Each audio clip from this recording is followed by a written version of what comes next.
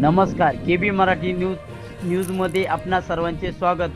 वैजापूर तालुक्यातील लोणी खुर्द शेतकरी शेतामध्ये पाणी भरीत असताना त्याला अचानक बिबट्या दिसला व त्याने स्वतःचा जीव मुठीत धरून तिथून पळ काढला. शेतकऱ्याचे नाव गजूअप्पा निक्कम यांच्या मळ्यामध्ये दिसला आहे बिबट्या.